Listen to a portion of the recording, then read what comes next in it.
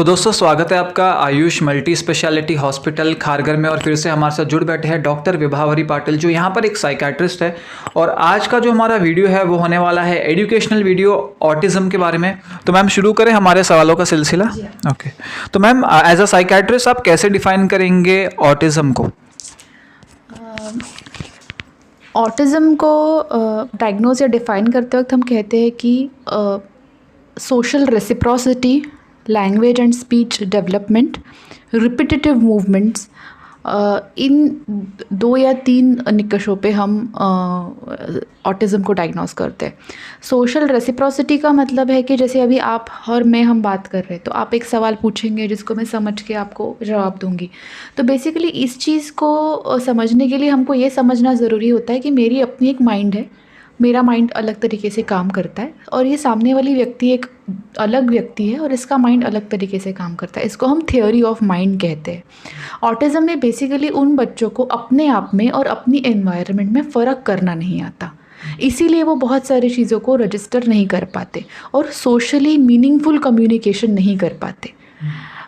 तो ये एक है। सेकेंडली, बहुत से जो ऑटिस्टिक बच्चे हैं उनमें रिपीटेटिव मूवमेंट्स दिखती है, मतलब बार बार एक ही तरह की आवाज़ करना, एक पर्टिकुलर तरीके से बैठना और बार बार आगे पीछे इस तरह से रॉक करना या गर्दन हिलाना, हाथों पैरों की मूवमेंट, या अपने दिमाग को एक सेट रूटीन में ही रखते हैं। उनको चेंजेस पसंद नहीं आते। मतलब अगर वो खेलेंगे तो गाड़ी खेलेंगे, कार खेलेंगे तो सालों साल एक ही चीज़ खेलेंगे और कोई टॉय उनको पसंद नहीं आएगा, या खाना खाएंगे तो सालों साल एक ही तरह का खाएंगे। So they restrict changes.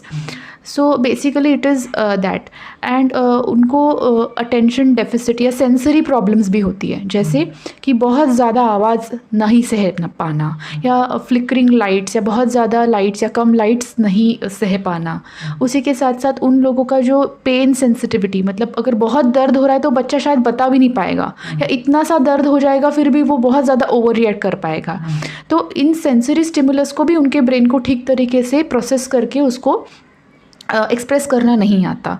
उसी के साथ साथ इन बच्चों में कई बार हाइपर एक्टिविटी हो सकती है, बहुत ज़्यादा चंचलता वगैरह हो सकती है। लेकिन बेसिकली ऑटिज़म को डायग्नोस करने के लिए 4 निकष होते हैं, मतलब lack of social reciprocity, lack of proper speech and language development, fourth repetitive movements, and fourth is these like the what you call stereotypical movements, या lack of meaningful social contact। तो जैसे मैम ने बताया कि autistic बच्चों में sensitivity ज़्यादा होगी और एनवायरनमेंट को लेके थोड़ा उनका एक कंफर्ट जोन क्रिएटेड होगा, जिससे बाहर आना उनको थोड़ा डिफ़िकल्टी हो सकती है। तो मैम क्या रीजंस हो सकते हैं? जैसे हर एक साइकोलॉजिकल डिसऑर्डर्स का जो रोल जेनेटिक्स में तो होता ही है, तो वैसे ही क्या ऑटिज़म भी जेनेटिक्स से ही आता है, और क्या रोल्स और फैक्टर्स प्ले करते हैं किसी को ऑटिज़म होने के लिए? देखिए, ऑटिज़म में बेसिक प्रॉब्लम ये होता है कि जैसे हम पैदा होते हैं, कोई भी छोटा नवजात शिशु पैदा होता है तो उसके दिमाग में न्यूरॉन्स होते हैं। जैसे जैसे वो बड़ा हो जाता है, इन न्यूरॉन्स के आपस में कनेक्शंस होना शुरू होते हैं। तो जो मीनिंगफुल कनेक्शंस है जिससे हम डेवलप होते हैं, वो कनेक्शंस हमारा ब्रेन रिटेन करता है, और जो मीनिंगलेस कनेक्शंस है उनको ख़त्म कर देता है। मतलब वो अभी सीधी बात है, जो चीज़ आप दोहराएंगे, बार बार प्रैक्टिस करेंगे, उस चीज़ में आप एकदम माहिर हो जाएंगे। उसी तरह जो सर्किट्स आपका ब्रेन बार बार यूज़ करता है, उसमें आप स्लोली स्टडीली ट्रेन हो जाते हो। तो ऑटिस्टिक ब्रेन के केस में क्या हो जाता है, उनको ये जो अनवांटेड न्यूरोनल सर्किट्स है वो ब्रेन ख़त्म नहीं कर पाता। वो सर्किट्स भी फंक्शनल रह जाते हैं, और वो जो मीनिंगलेस सर्किट्स है वो आपके जो मीनिंगफुल सर्किट्स है उनके साथ में कोऑर्डिनेट नहीं करते, इंटरफेयर करते हैं, और इसलिए बच्चे को ये इश्यू होता है। सो बेसिकली ऐसा देखा गया है बायोलॉजिकली कि जो ऑटिस्टिक ब्रेन है उसके ब्रेन में एक नॉर्मल ब्रेन से ज़्यादा सर्किट्स होते हैं, जिसमें ये न्यूरोनल सर्किट्स ज़्यादा है, मीनिंगलेस न्यूरोनल सर्किट्स ज़्यादा है। इसके रीजंस जैसे आपने पॉइंट आउट किया कि जेनेटिक है, तो उसको एक स्ट्रॉन्ग जेनेटिक बेसिस है। सेकेंडली, कुछ इसमें ऐसा बोला, कुछ रिसर्च में ऐसा सामने आया है कि कुछ टॉक्सिन्स, जैसे मर्क्यूरी बेस्ड टॉक्सिन्स अगर उस बच्चे के सिस्टम में किसी वजह से गई है, उस वजह से ऑटिज़म दिखता है। या कुछ लोग तो उसको कोई पर्टिकुलर फूड आइटम से जोड़ने के इसमें है कि भाई शायद कोई पर्टिकुलर फूड आइटम उसको ट्रिगर करता है, लेकिन अभी उसके कोई ठोस रीज़न समझ में नहीं आया कि इस वजह से है। एक जेनेटिक बेसिस समझ में आया है है, लेकिन ये टॉक्सिन्स या फूड रिलेटेड थियोरीज जो है वो अभी भी डेवलपमेंट में ही है। तो जैसे लास्ट वीडियो में हमने ADHD के बारे में बात की थी, तो ADHD और ऑटिज़म क्या ये साथ में कोएग्जिस्ट करते हैं और क्या दोनों के बीच में कॉमन कोई फैक्टर्स है?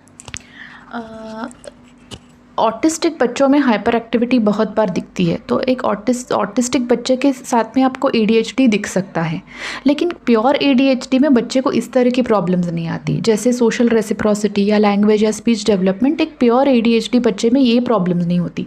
ऑटिज़म का मेन डायग्नोस्टिक फीचर ही ये है कि वो बच्चा मीनिंगफुल सोशल कांटेक्ट नहीं बना पाता, लैंग्वेज प्रॉपर यूज़ नहीं कर पाता, अपने इमोशंस को एक्सप्रेस नहीं कर पाता और सामने वाले के इमोशंस को समझ नहीं पाता। कई बार ऑटिस्टिक बच्चों में आपने देखा होगा कि वो आई कांटेक्ट बिल्कुल नहीं देते, अगर आप उनका नाम पुकारेंगे तो वो बच्चा ध्यान ही नहीं देगा। तो ये इस तरह, ये सिर्फ ADHD में ऐसा नहीं होता, लेकिन बहुत ऑटिस्टिक बच्चों में hyperactivity as a comorbidity होती है। तो अगर हम लर्निंग डिसेबिलिटी या मेंटल रिटार्डेशन की बात करें, इसका क्या लिंक है ऑटिज़म के साथ में? ऐसा देखा गया है कि लगभग 70 to 75% बच्चे जिनको ऑटिज़म है उनका IQ लो होता है। अराउंड 25% लोग का IQ नॉर्मल या अबाव एवरेज होता है। बट ऐसा देखा गया कि ऑटिज़म और पुअर इंटेलेक्चुअल डेवलपमेंट जैसे लो IQ साथ ही देखे गए हैं। लेकिन जो अगर हम प्योर मेंटल रिटार्डेशन या इंटेलेक्चुअल डिसेबिलिटी देखें जिसमें ऑटिज़म नहीं है, तो उन बच्चों में IQ कम होना होता है, लेकिन सोशल रेसिप्रोसिटी, भावनाएं, इमोशंस ये इतनी इम्पेयर्ड नहीं होती। उनको भावनाएं, सामने वाले की भावना समझना, उसको रेसिप्रोकेट करना आता है। ऑटिज़म में वो नहीं होता। तो along with intellectual disability, social interactions में और इमोशनल एक्सप्रेशन में ये बच्चे इंटेलेक्चुअल डिसेबिलिटी के बच्चों से पीछे होते हैं। ठीक है। तो जैसे आपने बोला कि विद रिस्पेक्ट टू जहाँ पे एकेडमिक परफॉर्मेंस उनका हैम्पर हो सकता है बिकॉज IQ उनका थोड़ा कम है, तो क्या कुछ ऐसे उनके अंदर स्पेशल गिफ्ट्स होते हैं या वो क्रिएटिव ज़्यादा होते हैं या कोई पर्टिकुलर ऐसी फील्ड है जहाँ पे वो ज़्यादा ओवर परफॉर्म कर सकते हैं? ऑटिज़म को हम ऑटिज़म स्पेक्ट्रम पे पकड़ते हैं, मतलब हम उसको डायग्नोस करते वक्त सिर्फ ऑटिज़म नहीं बोलते, उसको हम ऑटिज़म स्पेक्ट्रम डिसऑर्डर्स पे डालते हैं। स्पेक्ट्रम का मतलब है कि इसमें हर एक पर्सन की जो सिवियरिटी ऑफ ऑटिज़म है या प्रेजेंटेशन ऑफ ऑटिज़म है वो अलग अलग है। अभी कुछ केसेस में ऐसा देखा गया है कि जो नॉर्मल IQ वाला ऑटिस्टिक पर्सन है वो हाई फंक्शनिंग होता है। जैसे मैंने आपको कहा कि वो रेजिस्ट करते हैं चेंज को, वो एक ही चीज़ पे बहुत ज़्यादा टाइम ड्वेल करते हैं। तो अगर ये हाई फंक्शनिंग ऑटिस्टिक है जिसको अपनी रोज़मर्रा की चीज़ों को करने में प्रॉब्लम नहीं आती है, जिसको आप ट्रेन कर पाए या थोड़ा बहुत असिस्टेंस देके अगर वो कर पा रहा है, तो वो एक चीज़ पे कई ज़्यादा कॉन्सेंट्रेट करके उस चीज़ में महारत हासिल कर सकता है। सो वो किसी एक, जैसे कुछ लोग हैं जो मैथमेटिक्स में बहुत आगे चले जाते हैं या फिज़िक्स में जाते हैं, तो ये बहुत रेयरली देखा गया है और वो भी बहुत ज़्यादा इंटरवेंशन अगर करें, उनको सपोर्ट मिले तब देखा गया है, जिसको हम हाई फंक्शनिंग ऑटिज़म या पुराने क्लासिफिकेशन के हिसाब से एस्पर्जर सिंड्रोम बोला जाता था। लेकिन मोस्टली हम जब सिवियरिटी या स्पेक्ट्रम देखा जाए ऑटिज़म को तो 3 लेवल्स में उनको डिवाइड करते हैं। तो लेवल 1 वाले ऑटिस्टिक लोग जो होते हैं जिनमें ये ऑटिज़म के लक्षण तो सारे दिखते हैं कम ज़्यादा मात्रा में, लेकिन वो काफ़ी हद तक अपनी रोज़मर्रा की चीज़ें खुद कर पाते हैं, थोड़ा बहुत उनको ज़्यादा समझ में आता है या दूसरों के थोड़े बहुत सपोर्ट के साथ वो रह सकते हैं। लेवल 2 में क्या होता है कि लैंग्वेज और स्पीच प्रॉब्लम के साथ में रिपीटेटिव मूवमेंट और स्टीरियोटिपिकल मूवमेंट भी आती है, जिससे पेशेंट बहुत हैम्पर होता है, तो उनको थोड़ा बहुत असिस्ट करके कर सकते हैं। और सिवियर या लेवल 3 ऑटिज़म में बहुत ज़्यादा इम्पेयरमेंट है और उसको हर चीज़ करने में दूसरों की हेल्प लगती है। तो मैम किस एज में ऑटिज़म के साइंस और सिम्टम्स देखने मिल सकते हैं और पेरेंट्स क्या ऐसे साइंस ढूंढ सकते हैं जहाँ पे उन्हें लगे कि हाँ हमारे बच्चों को हेल्प की ज़रूरत है और हम हेल्प सीख करें? अक्सर ऐसा देखा गया है कि ऑटिज़म के जो बच्चे हैं अराउंड 3 to 4 ईयर्स, मतलब लगभग 3 साल तक का बच्चा घर में ही होता है। 3 साल के बाद बच्चा ज़रा बाहर जाके दूसरे बच्चों के साथ खेल वगैरह या स्कूल या प्ले स्कूल में जाता है, उस दौरान ये सिम्टम्स मैनिफेस्ट ज़्यादा दिखाई देते हैं। कई बार ऐसा भी देखा गया है कि 2-2.5 साल तक बच्चा एब्सोल्युटली नॉर्मल है, बातचीत भी करता है या नॉन वर्बली इशारों से भी अपनी बातें सबको बता पा रहा है या सामने वाले का समझ पा रहा है, और 1-2.5-3 साल की उम्र के बाद वो डेवलपमेंटली रिग्रेस होता है, मतलब ही लूजेस स्पीच। जो स्पीच उसने पहले एक्वायर किया था या डेवलप किया था वो उसका चला जाता है। उस वक्त पेरेंट्स को समझ में आता है कि पहले बोल पाता था और अब क्यों नहीं बोल रहा, या पहले वो इस तरह से बिहेव नहीं करता था अब क्यों ऐसा कर रहा है। सो उस वक्त लगभग उस अर्ली चाइल्डहुड में ही ये समझ में आता है, और मोस्टली स्कूल में या प्ले स्कूल में डालने के बाद समझ में आता है कि बच्चा दूसरे बच्चों के जैसा नहीं है। तो उस वक्त अब कौन सी साइंस आप देखेंगे कि समझ में आए कि बच्चे को ऑटिज़म जैसे लक्षण हैं। पहली बात, बच्चे का नाम बुलाने पे वो नहीं देखता, या 3-4 बार भी उसको नाम से पुकारे तो उसका ध्यान नहीं रहता। दूसरी बात, बच्चा आई कांटेक्ट नहीं देता, मतलब आपकी तरफ देख के बात नहीं करता, या कोई चीज़ अगर आप उसको दिखाओ कि ये देखो ये है वो है टॉय है तो उसकी तरफ नहीं देखता। दूसरी बात, उसको अपनी भावनाएं उसको एक्सप्रेस नहीं करनी आती। उसको कोई चीज़ से तकलीफ़ हो रही है या उसको कोई चीज़ चाहिए तो वो अजीबोगरीब आवाज़ें निकाल के या शायद वो बता भी नहीं पाएगा। उसके बाद ऑटिस्टिक बच्चे को अगर आप जाके प्यार करने के लिए या कडल करने के लिए भी जाएंगे तो ये समझ नहीं पाएगा कि ये सामने वाला मुझे प्यार कर रहा है। तो वो सामने वाले को उसके इमोशंस को रेसिप्रोकेट नहीं कर पाते। वो एक चीज़ है। रिपीटेटिव बिहेवियर्स आपको दिख सकते हैं, जैसे आगे पीछे बार बार रॉकिंग होती है, हेड नॉडिंग होती है, या कोई एक टॉय को बार बार जैसे गाड़ी के पहिए घुमाते रहना, घंटों वही करते रहना, या गाड़ियों की लाइनें लगाते रहना बार बार, तो ये आपको दिखाई दे सकता है। या फिर कहीं बहुत ज़्यादा शोर है, टीवी की आवाज़ बढ़ गई, या बाहर बारात का या किसी चीज़ का शोर आया तो ये बच्चा एबनॉर्मल हरकतें करना या चिढ़ना या एग्रेसिव हो जाना, इस तरह के सिम्टम्स आपको दिखने मिल सकते हैं। तो इस तरह का अगर आपको कुछ दिखे तो हाँ, प्रोफेशनल हेल्प सीख करनी चाहिए।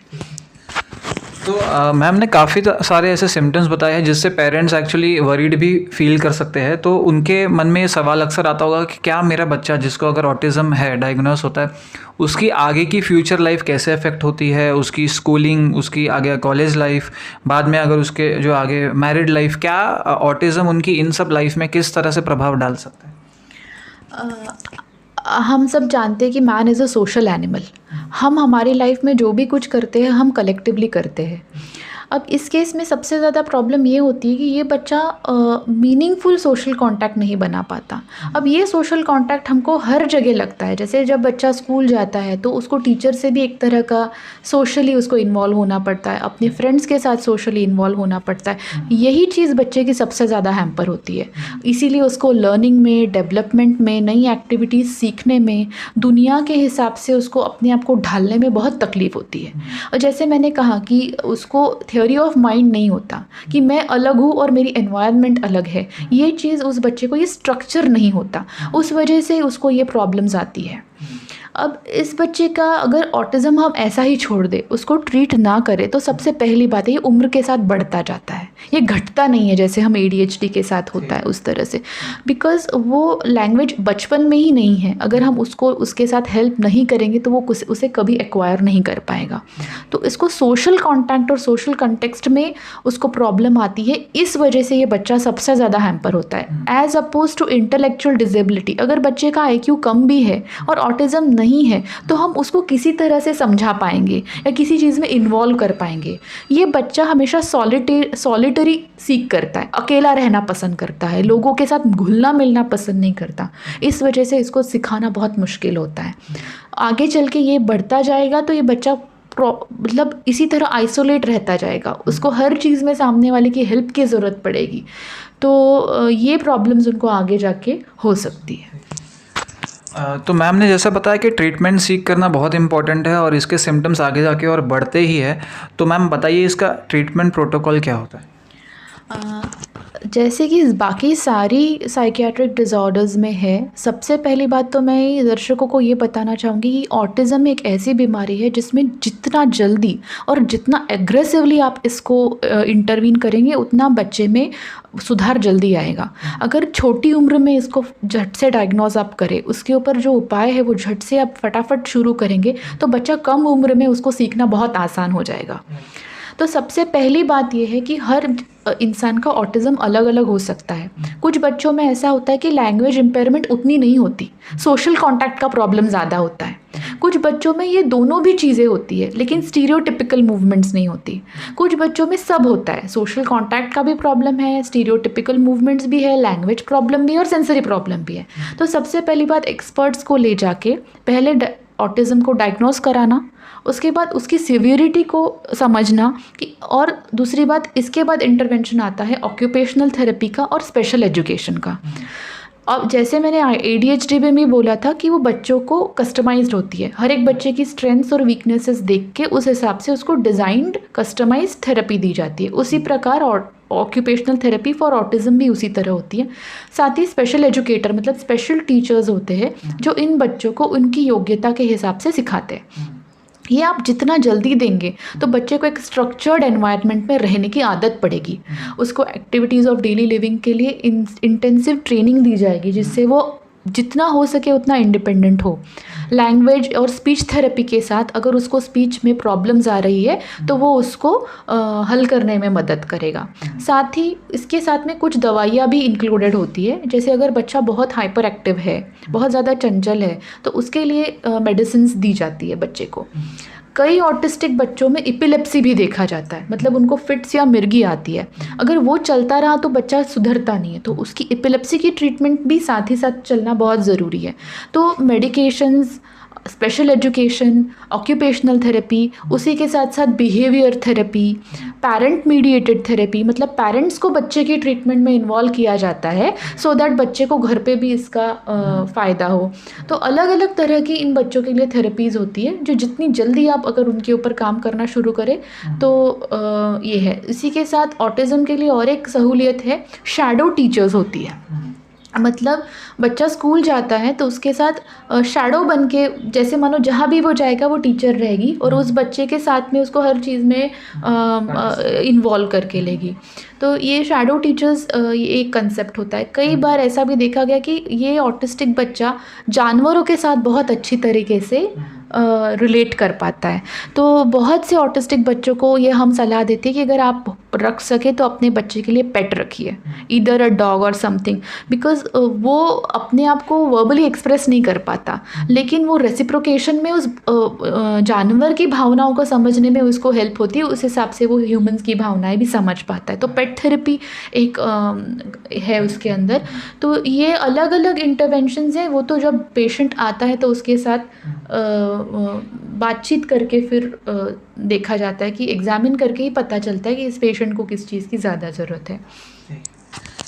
तो जैसा मैम ने कहा कि मल्टी प्रोंग्ड अप्रोच होती है ऑटिज़म में भी जैसे बाकी डिसऑर्डर्स के लिए, और बहुत सारे लोगों का इवन जो एनवायरनमेंट का, फैमिली का, टीचर्स का, स्कूल का, सबका योगदान रहता है। तो स्कूल के बारे में एक क्वेश्चन मैं आपसे पूछना चाहूँगा कि क्या रेगुलर स्कूल्स में ये बच्चे ठीक से पढ़ पाते हैं कि इनके लिए जैसे आपने बोला स्पेशल एजुकेटर्स चाहिए, स्पेशल स्कूल की भी ज़रूरत है? हमारी एजुकेशन पॉलिसी इंक्लूसिविटी पे डिपेंड करती, मतलब ज़्यादा भार देती है कि हर बच्चे को हर बार स्पेशल स्कूल की ज़रूरत नहीं होती। अगर हाई फंक्शनिंग ऑटिज़म है, उसका ऑटिज़म बहुत कम मात्रा में है, उसका IQ नॉर्मल है, तो ये कोशिश रहती है कि इस बच्चे को आप नॉर्मल रेगुलर स्कूल में ही डालें, जिससे ये बच्चा अपने आप को अलग थलग ना पाए और समाज में हिलने मिलने में उसको ज़्यादा आसानी हो। लेकिन अगर बच्चे का ऑटिज़म सीवियर है, वो उसको बहुत ज़्यादा प्रॉब्लम है, वो लेवल 2 या लेवल 3 का है, तो ये नॉर्मल स्कूल में बच्चा अकोमोडेट नहीं हो पाता, उसको स्पेशल एजुकेशन ही लगता है। उस केस में आप उसको स्पेशल एजुकेटर के पास भेज सकते हैं। तो मैम जैसे आपने बताया कि डिफरेंट अप्रोचेस लगती है ऑटिज़म की रिकवरी की जो पाथवे में, तो कब ऐसा पॉसिबिलिटी है, क्या ऐसी पॉसिबिलिटी है कि कम्प्लीटली रिकवरी ऑटिज़म से, जहाँ कोई भी साइंस एंड सिम्टम्स बच्चे में नहीं दिख रहे हैं जैसे जैसे वो टीनेज या वो एडल्ट की तरफ जाता है? मैंने आपसे कहा कि ये बेसिक न्यूरोनल डिसफंक्शन है, कम्प्लीटली सिस्टम से ऑटिज़म कभी नहीं जाता, कुछ मात्रा में वो रहता ही है। आप किस तरह का इंटरवेंशन करते हैं, बच्चे का ऑटिज़म कौन सी सिवियरिटी का है, वो आपने जो इंटरवेंशंस किए, थेरेपीज़ किया या स्पेशल एड, उसको किस तरह से आपका बच्चा रिस्पॉन्ड करता है, उसके ऊपर डिपेंड है कि आगे चल के उसके अंदर ऑटिज़म का रेजिड्यू कितना बचेगा। हो सकता है कि वो ऑटिज़म पूरी तरह से कभी ठीक नहीं होता, उसमें रह ही जाता है। तो it is not a curable disease but it is a manageable disease. तो ये एक चीज़ है कि वो एक बार अगर बच्चा डायग्नोज होता है, जैसे हमने कहा कि इंटेलेक्चुअल डिसेबिलिटी है, तो उसका आईक्यू हमेशा कम ही रहेगा। उसी तरह अगर एक बच्चा एक बार ऑटिस्टिक है तो वो पूरी ज़िंदगी में ऑटिज़म स्पेक्ट्रम में ही रहेगा। इतना ही है कि शायद स्पेक्ट्रम से वो थोड़ा आगे बढ़े, बेटर डेवलप हो या बेटर स्किल्स अक्वायर करे, बट ऑटिज़म पूरी तरह से क्योर नहीं होता। तो क्या ऑटिज़म के रहते हुए उनका रेगुलर करियर, उनके जो वो कोर्स परस्यू करना चाहते हैं दूसरे लोगों की तरह, और उनकी जो जॉब्स है, इवन मैरिड लाइफ, क्या ये अफेक्ट होती है? और क्या उन्हें स्पेशलाइज्ड कोई पार्टनर ढूंढने की ज़रूरत है अपने साथ एज अ कंपेनियन, जैसे जैसे वो ग्रो करते हैं? देखिए, अभी जैसे मैंने आपसे कहा कि ये सारे मैटर्स जो अभी आपने उठाए वो काफ़ी हद तक सोशल है। अब इसमें ये है कि आगे जैसे मैंने कहा कि अगर हाई फंक्शनिंग ऑटिस्टिक है, अर्ली इंटरवीन हुआ है, तो वो नॉर्मल कॉलेज में जाके अपनी डिग्रीज़ वगैरह हासिल कर सकता है। अपनी योग्यता के हिसाब से, अपने एडजस्टमेंट के हिसाब से वो अगर हाई फंक्शनिंग है, उसका ऑटिज़म माइल्ड स्वरूप का है, तो वो नौकरी या ये सब भी कर सकता है। अब शादी या marriages, this is a social concept. अब इसमें यह है कि इन बच्चों में इमोशनल रेगुलेशन, सोशल रेसिप्रोसिटी और इमोशनल रेसिप्रोसिटी में प्रॉब्लम है। तो मैरिड लाइफ के अंदर अगर सामने वाला पार्टनर समझदार है तो ठीक है, बिकॉज़ ये बच्चा शायद सामने वाले की भावना को समझ नहीं पाता, उसको जब तक प्रॉपरली बताया नहीं जाए। तो शादी वगैरह ये सारे प्रॉब्लम्स बच्चे को आगे फेस करनी पड़ सकती है। तो ये तो आगे चल के वो बच्चे का ऑटिज़म किस तरह से मॉर्फ हुआ है या किस तरह से बदला है, उस पर डिपेंड है। तो ऑलमोस्ट हम आखिरी सवाल पे आ गए हैं कि ऑलरेडी अगर पेरेंट्स है, उनके पास एक चाइल्ड है जो ऑटिस्टिक है, और वो अगर दूसरा बेबी प्लान कर रहे हैं, क्या करंट जो चाइल्ड है उसके रहते हुए दूसरे बेबी में भी ऑटिज़म होने के चांसेस है कि उन्हें वो डिसऑर्डर के बिना बेबी हो सकता है? ऑटिज़म जेनेटिक होता है, तो अगर एक सिबलिंग में ऑटिज़म है तो दूसरे सिबलिंग में ऑटिज़म होने के चांसेस है, लेकिन वो कितने हैं, उनकी फैमिली हिस्ट्री में कितने लोगों को ऑटिस्टिक डिसऑर्डर था, उसके ऊपर ये डिपेंड है। ऐसा भी हो सकता है कि उनको जो नेक्स्ट बच्चा हो वो पूरी तरह से नॉर्मल है। तो it is all a matter of chance. अगर हम 50% भी बोलेंगे कि 50% chances, still there is a 50% chance, but it has got a strong genetic basis. तो हम कंक्लूड करेंगे, क्योंकि इसका जो बेस है वो जेनेटिक्स में ज़्यादा है, और जितना जल्दी इसके बारे में पता लगाया जाए, हेल्प की जाए, उतना ज़्यादा अच्छा है। अवेयरनेस होना बहुत ज़रूरी है, इसलिए हम ये एजुकेशनल वीडियो बना रहे हैं, ताकि पेरेंट्स अगर वो कुछ रिलेट कर पा रहे हैं सिम्टम्स के साथ, साइंस के साथ, तो वो इमीडिएट हेल्प सीख कर सके। तो मैम, आखिरी में आप क्या कहना चाहोगे पेरेंट्स को जिनके चिल्ड्रन ऑटिस्टिक है, या कभी कभी उनके माइंडसेट ऐसा भी हो सकता है, उन्हें अनफॉर्चुनेट काइंड ऑफ फीलिंग आ सकती है कि हमारे साथ ऐसा क्यों हुआ, या हमारा बेबी नॉर्मल नहीं है, या वो दूसरे लोगों को जब देखते हैं दूसरे के बेबीज़ को खेलते हुए और नॉर्मली बिहेव करते हुए, तो आप वो पेरेंट्स को किस तरह का मोटिवेशन देना चाहोगे कि जो भी उन्हें मिला है, ठीक है, एज अ गिफ्ट, जो भी उनका चाइल्ड है, वो कैसे उनकी अपब्रिंगिंग करे प्यार के साथ? जैसे मैंने पहले भी कहा था ADHD वाले वीडियो में, that you raise children that you have, not children that you want. तो भले ही आपका बच्चा ऑटिस्टिक है, लेकिन वो आपका बच्चा है। हर पेरेंट, भले ही बच्चा कैसा भी हो, उसको कोई बीमारी हो, हम उनसे उतना ही प्यार करते हैं। और मैं पेरेंट्स से ये कहना चाहूँगी कि एक नॉर्मल बच्चे से ज़्यादा उस ऑटिस्टिक बच्चे को आपकी ज़्यादा ज़रूरत है, आपके सपोर्ट की ज़्यादा ज़रूरत है। तो आपका बच्चा जैसा है उसे एक्सेप्ट कीजिए, उसके लिए जो बन पड़े आपसे वो सब कीजिए, क्योंकि वो फाइनली आपका बच्चा है। और मैं ये भी कह सकती हूँ कि इससे और बहुत बुरा भी हो सकता था। उसको ऑटिज़म है या उसको और भी कई दूसरी बीमारियां भी हो सकती थी। किसी के बच्चे को, किसी को कैंसर होता है, किसी के बच्चे को फिज़िकल डिसेबिलिटी होती है। तो उस वक्त भी पेरेंट्स के दिमाग में यही आता है कि मेरा ही बच्चा क्यों। बट ये सारी चीज़ें ये है जो हमारे कंट्रोल के बिल्कुल बाहर है। आपके पास जो है वही हमारा है, उसको हमारी ज़रूरत है, और उस अगर माइंडसेट से आप अपने बच्चे की हेल्प करेंगे तो you will be able to help him better. और मैं ये भी कहना चाहूँगी पेरेंट्स से कि आप अपनी तरफ भी ध्यान दें, खुद अपनी हेल्थ या अपनी मानसिक हेल्थ की तरफ भी बहुत ध्यान दें, क्योंकि अगर आप ठीक रहेंगे तो ही आप अपने ऑटिस्टिक बच्चे की केयर कर पाएंगे। तो मैम बहुत बहुत धन्यवाद, आपका इतना इंपॉर्टेंट इन्फो हमारे साथ शेयर करनी चाहिए। तो दोस्तों ये वीडियो था इतना ही, हम फिर से मिलेंगे अगले हफ्ते में एक और मेंटल हेल्थ रिलेटेड वीडियो के साथ। अब तक देखते रहिए लाइफ कोच।